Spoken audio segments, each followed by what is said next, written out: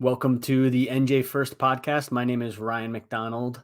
Make sure to follow at NJ1ST at Ryan McDonald USA. I have a guest with me today, Robert Bedoya. He is running for Legislative District 37. That's Northeast New Jersey, Bergen County area. And he is running for Assembly. Thank you for joining us today. And I'd like to hear what made you want to run for Assembly and tell us a little bit about yourself if you'd like. Thank you, Ryan. Thank you for inviting me. I was looking forward to this day. It's been a while since I was working with the Republican Party, and a few years now. And I started to what really got me focused was when I started to pay attention to what was going on in the Assembly in New Jersey on through the YouTube channel. Actually, they do have some broadcasts and stuff that they do with hearings there, and they were starting to, the Democrats were starting to put together, some sort of bill that people. The joke about it is that you're going to need special permission to take your concealed carry out on your front lawn or in your backyard, and that means. Right. That means that in the park areas, they're going to they want to take away concealed carry permits from people who can definitely handle a concealed carry permit and operate their day inside of the park, responsibly, with that right that we're supposed to have here. And they want to do away with that. So that really told me that what that tells me is that they're going to try to start some mass shooting situations in Jersey because they want to take away those the concealed carry permit rights. So I said, if I fight against that and we keep that and I think that I'll be able to. I do think that I would save some lives, and to me that that was the start of it. And then there were more increasing reasons as time went on, but that was really the catalyst for me. I think it's not too far-fetched. A lot of people understand when you're saying that you're meaning the false flags that sometimes occur so frequently throughout the world, but it is always told that it may be conspiracy, but a lot of conspiracies have been coming true as of late. So it's not so far-fetched to pay attention to them. And these events occur in order for more legislation and regulation and authoritarianism to encroach on our rights. I don't think that's too far-fetched at all. I think it's good for you to be wary of that and to want to be involved, to know that there are nefarious people out there. I believe it was Democrat Assemblyman Danielson, which if you were elected, he would be your colleague. That would be funny. But yeah, the concealed carry in New Jersey, we didn't necessarily have the right. Other states did, but guess what? Now New Jersey does, and we're able to, at a county level, issue those permits. And looks like the state of New Jersey is doing everything that they can to, like you said, not even allow you to have it in your backyard, even if you were allowed to have it. That's great that you're staying up on it, especially up there in Northeast New Jersey. I know they have Woodland Park Range up there, so there are definitely Second Amendment fighters up there. But it's great now that there's one running for Assembly up there. And there was something else I remembered, but tell us a little bit about yourself. You from New Jersey, born and raised? Did you go to school here? Sure. So, I was born in 1980, on June 21st, first day of summer. It was that's when we were experiencing the four seasons here in all their glory, almost like in perfection. And then the weather started to get a little more extreme with some things that's going on. But funny joke, I was the largest baby, the heaviest baby in the hospital. I took the record until the next day. Yeah, someone came a little bit longer and a little bit heavier than me.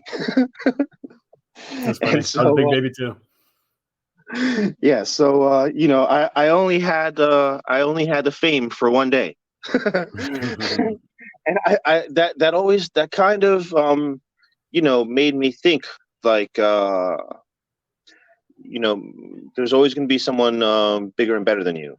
Um, and it just kind of made me want to work harder. I grew up Yeah. going to the Fort Lee school education system, school number one, which was a pleasure fighting for the children's and parental, rights last year, running for a board of education, which is nice now because people see I have somewhat of a track record of doing the right thing. So some people remember my name, and um, I've received definitely a lot more good comments rather than bad ones from people over here. Because there's a lot of people here that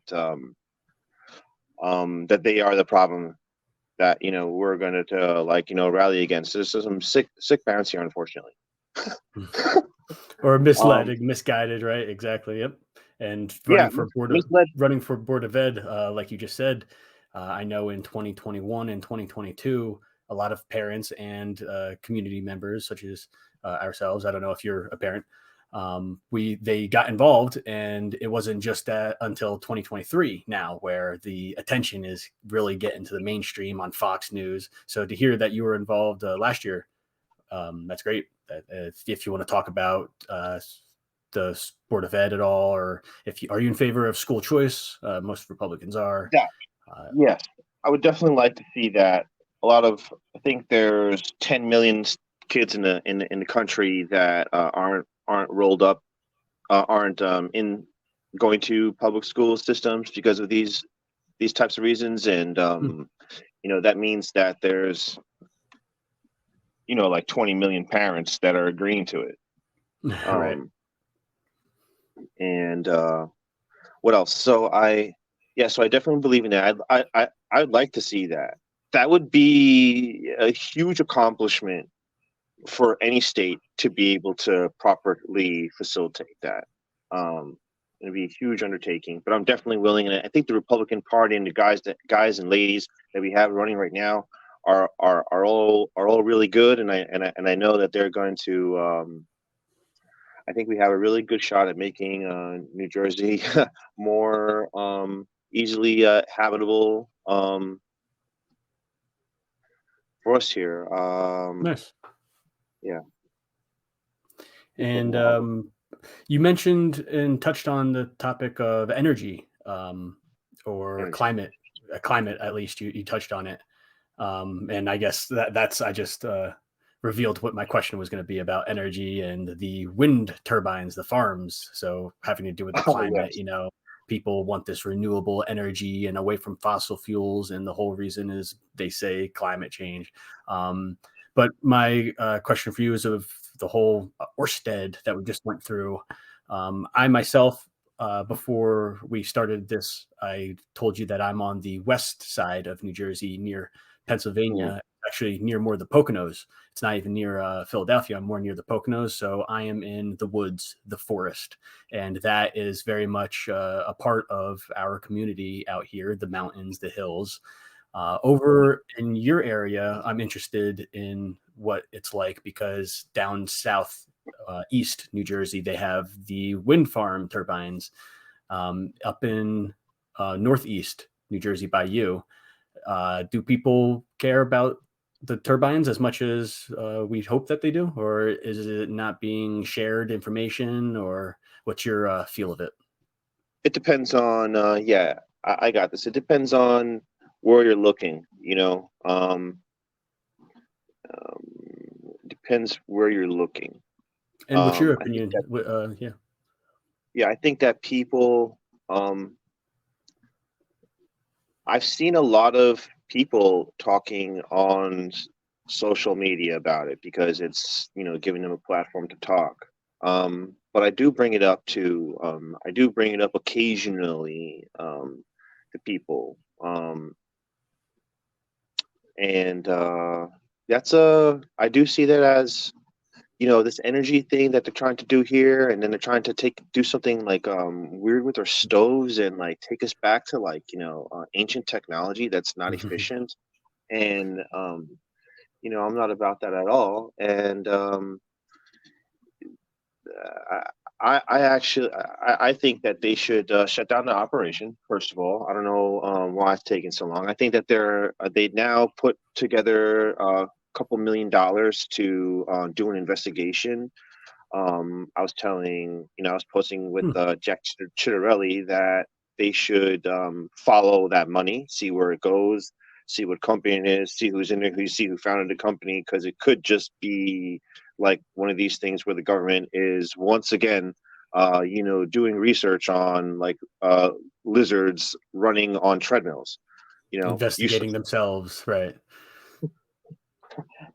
Yeah, and it's just an investment for themselves.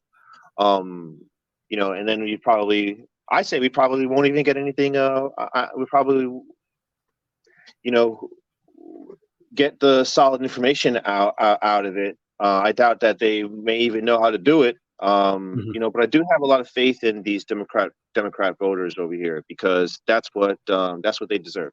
And I wish I really wish they would stop that. I wonder if these I think it's could be driving these whales crazy because of the frequencies that are coming out of there. And there's a lot of information that I believe that I saw that was covered up on frequency stuff. So these people are absolute monsters for letting that happen. There's a lot of better energy ideas that plans that we can do. For instance, even on the pollution, from what I understand from someone who was telling me, the metal magnesium naturally sucks CO2 out of the environment. And Okay. so one of my mentors was telling me this, who involved with me politically. And yeah, CO2 is really not an issue. Because of that reason, you can put a slab of magnesium out and it'll clear all the CO2 out. Second thing is, you've got Cardano people working on nanotechnology that's going to take out the CO2 from going to be able to take CO2 out from our environment. And I'm really interested in, if they want to talk about energy, it's hard to approach. It's a little bit, I think it's ridiculous to approach energy as if you're going to solve the whole energy problem all at once. I am friends with Michael Pickens, who is the son of T. Boone Pickens, who ran one of the largest energy independence campaigns in this country, 2 presidencies ago. Mr. T. Boone Pickens was he's a big energy guy, and he was an oil mogul. He was an original corporate raider in America, and then he was able to, because he was so good at it, they changed some laws on how you can do aggressive takeovers to, protect the company more from people like him looking to do aggressive takeovers. So he's actually a legend. Yeah, he's an old school legend over here in the United States. And some people don't really. A lot of people know him. A lot of older people know him, but a lot of younger people don't. And I'm I'll to have be to look them honest, up. yeah, oh yeah. He passed away now. He passed away, unfortunately. But I get to talk to his son, and his son is like, talking to his son is like, you hear him, and it's like the ghost of Boone. I mean, he sounds exactly alike. That's the best. It's crazy. And he's really smart. Mike Pickens is someone that can help me do some energy things here, like down the line. He has major That's contacts. that's great to hear your response from that. I really was interested in someone like ourselves up in the northern regions, so people can get an idea that we too understand the issue at foot. The whales, the energy, the corruption, the Goldman Sachs owning 20% of Orsted. all this because I at first was myself wary, but I understand completely now. And in regards to energy, the wind turbines, it's only like two places that they can do it realistically. One would be in a very high altitude region like North Dakota, I believe they have them, or in the ocean. And those are like the only really two locations where these wind turbines are best utilized. I suppose we can talk about Cardano. You were mentioning that before, but solar, Tesla tells us that solar would be a better option for the way that we can use it.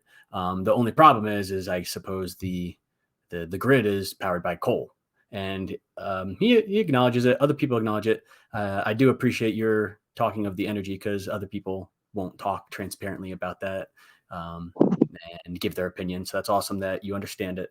And we can move on to the if you Absolutely. want to briefly just mention the I guess that is the green tech, the green energy of Cardano, whatever they're working on that you mentioned with nanotechnology. If you want to just briefly mention, because I'm sure it's vast. Okay. Also, I can send you something that that shows all the wind line energies in New Jersey. I mean, not in New Jersey, in the state, in the country. Like the best Um, places, cool. yeah. Well, where the lines are running and stuff of the actual electricity, because you know there's different winds on its own like path, and then of Okay. wire. Yeah. Yeah, I didn't Um, know that, but it sounds like you know it, so that's good. Okay. Yeah, I also like to put on record that I do like natural gas. I do like CNG and NG for trucks and Cummins engines for long hauling instead of diesel. It it definitely burns cleaner with more power. Um, I'm going to see Mm-hmm. what I can do about that because that's chipping away at at the block. And also, United States of America has a lot of NG, and it can create a lot of jobs um, create wealth for our country and for our people in here taking those jobs. Nice. Um, yeah.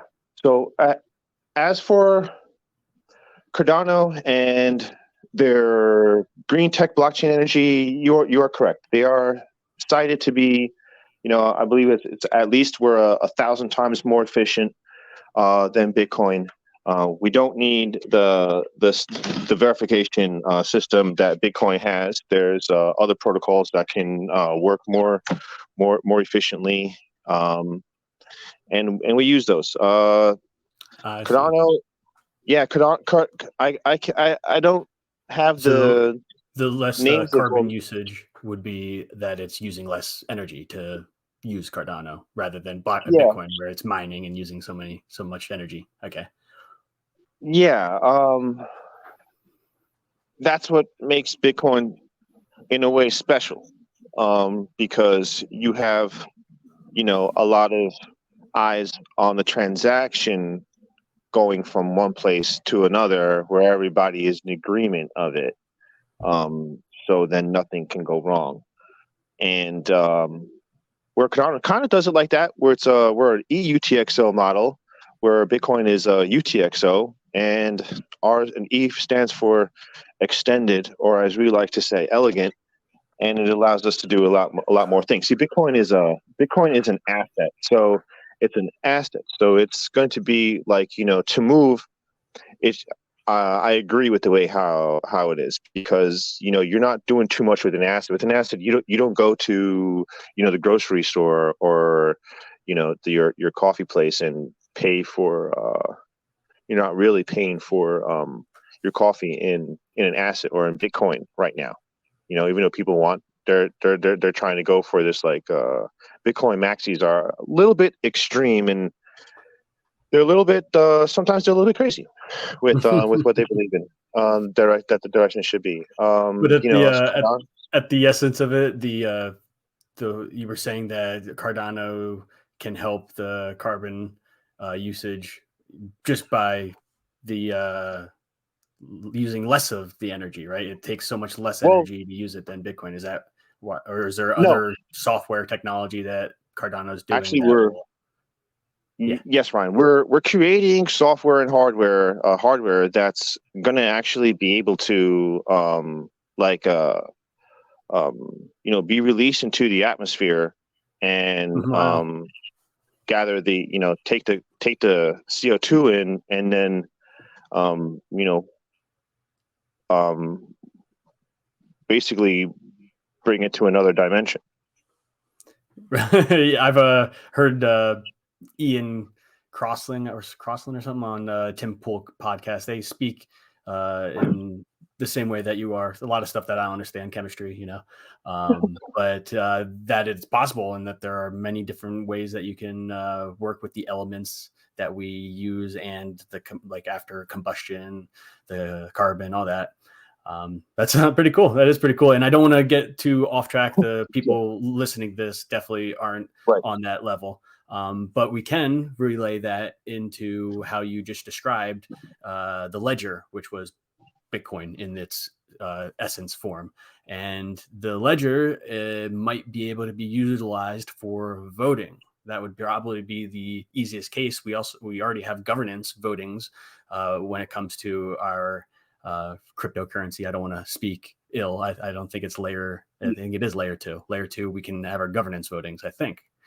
I don't know. Mm-hmm. DeFi definitely has governance votings, but nonetheless, there Right. is a wallet address. This is your identity.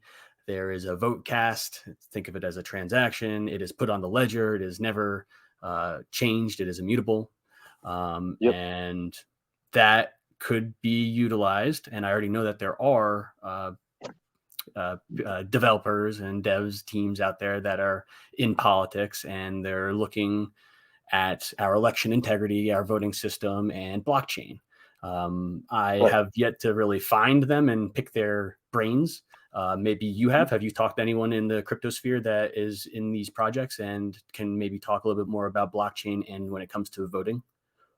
Sure. So I think this would be a great time for me to finally introduce my first official public announcement, that I have created a hybrid pack called the U.S. Federal Blockchain Pack and registered it with the FEC.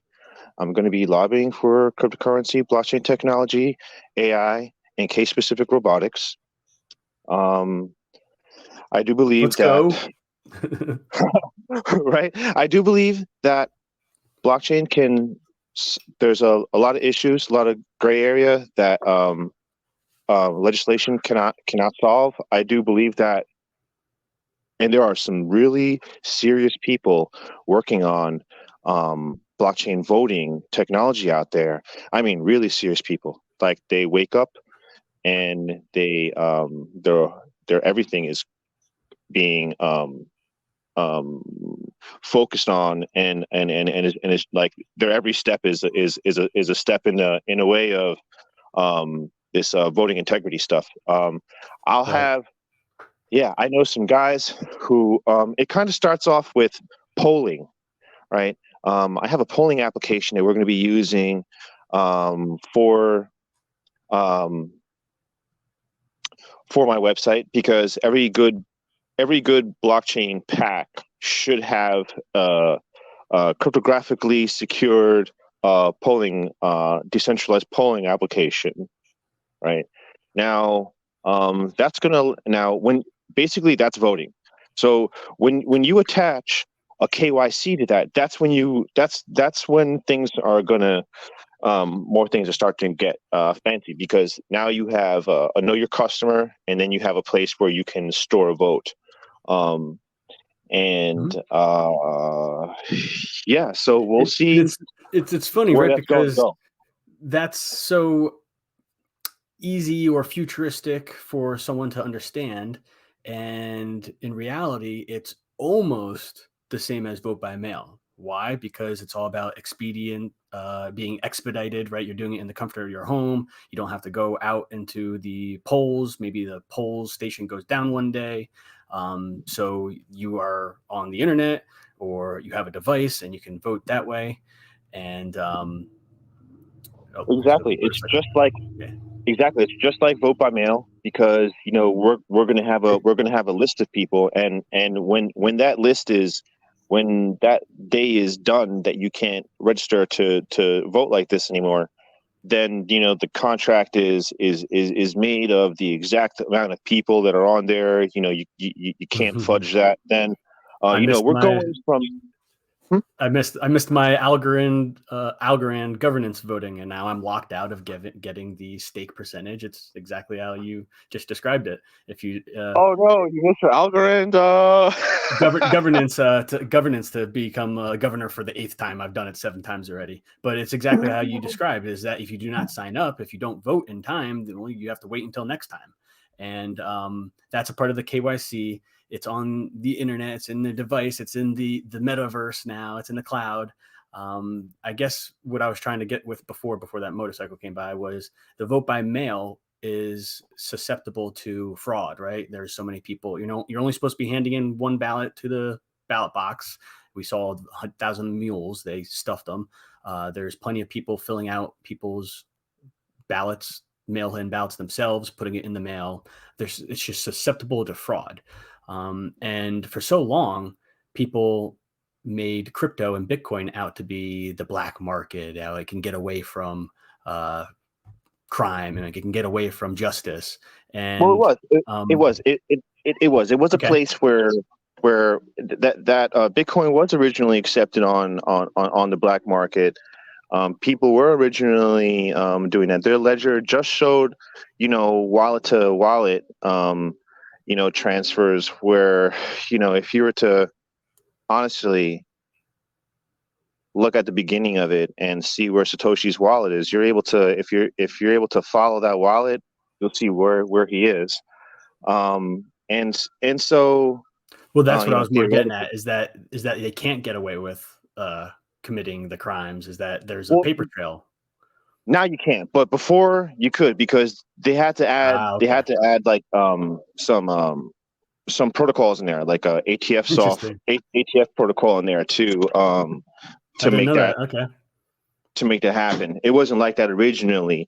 Now that's because now the equivalent of what Bitcoin was then is now Hmm. Monero, Gotcha, I understand. because they're That's completely, privacy. yeah, they wash, that's the whole point of Monero, is just to wash it. So not a lot of people know what that means, but Right. they they they're saying like Monero will be the next Bitcoin, because that's where All the Russian money's going to go. the yeah, that's the way how things go, where the tech that's committing the crime gets to sometimes be the next big thing when you get a hold of it. Yeah, the US And dollar had its rise for 40, 50 years because it was the biggest. Yeah, the story. I know you're yeah, but look, I mean, here's my only thing about that, right? I okay. mean, and just because it counters this black flag thing, and it goes like this. It goes, if there is such problems with billions of dollars being um, lost here, trillions of dollars being lost. Like, I think the DoD just announced that they lost another like $60 billion. Right. Um, like, what if this BRICS thing um, Hmm. resets the dollar? What if all this illegal money that's printed and it has been given out to people? What if we get to keep Americans get to keep the money that they have in their bank, right? The dollar worth, but then our cash, the actual dollar, our Federal Reserve note that we have. What if that money, they change that money to a gold back dollar, a silver gold back dollar, as our new design of our currency already shows that, Hmm. right? You've seen that, right? That our new currency is already designed for us.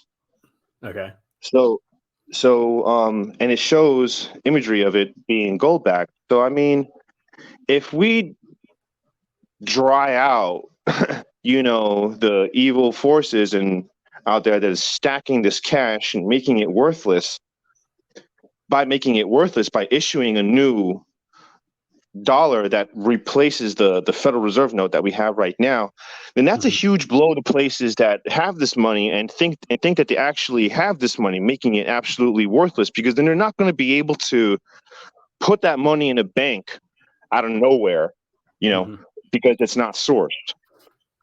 And so Yeah. I'm really not afraid. I'm really not afraid of it. I think that this. I hope that I hope that this goes the way how I say. It would really be what's best for us, I think, without looking into the Doomsday intricacies of scenarios. like crazy scenarios of War. let's not even let's not Right. even get of war and trafficking and stuff like that, and Right. how I guess that actually comes back to the common person or not, on that level. I don't know. That's that's a discussion for like the FBI, really. And that's a great conversation. I can't really say I've had conversations like that with other Republicans. And to be honest, it's because there is an age gap. I would bet that you are maybe a Gen Xer. I'm millennial myself. You're Gen X, right? I'm not sure. I was born in 1980, so I'm 42. I'm 43. I mean, Right. I guess. I believe Am you're. I Yeah. wrong? Yeah. Yeah, I believe so, but same thing. Millennial, Gen X. The point is, you're not a boomer, and all of the boomers are leaders right now, and which is fine. And the Gen Xers are now, as I had a conversation and interview with Greg Mille, a U.S. Senate candidate. They are now coming to forefront, and we are able to hear their opinions, how they perceive things, how they perceive things, how they have observed things their whole lives, just like how I just had a conversation with you for 30 minutes, and it was, like I said, not like any other Republicans that I've talked with. And I myself am not even a Republican, so I very much appreciate that. And can you, before we finish up, let us know? I know you were working on your website, but let us know where we can find you on social medias, or if we can come and help you in your district. If there's anyone listening in Legislative District 37 that they can find you, let us know. Yeah, the best place to go would be contact my Twitter first, or Michael Casey at the BCRO. Um, Michael Casey's last name, you spell it Casey. He's field coordinator for Bergen County, and almost all of my volunteering has been overseen by him over the years. Uh, Also, my Twitter is Robert Bedoya 009. And you can find me there. I will put my website links up there very soon, as I'm getting all my account spending finalized. And yeah, that's it. I should have you help me with my NJ1ST.com. But thank you once again for joining Robert Bedoya, Legislative District 37, Bergen County. And I hope to have you on again. We can talk, I bet you we can talk about this a lot more, and introduce people who definitely aren't aware of the lingo and jargon of blockchain technology and cryptocurrency. Sounds like you are very well informed of it, and we can bring it to New Jerseyans. Thank you for joining, and we'll see you next time. Thanks, Ryan. Appreciate it so much.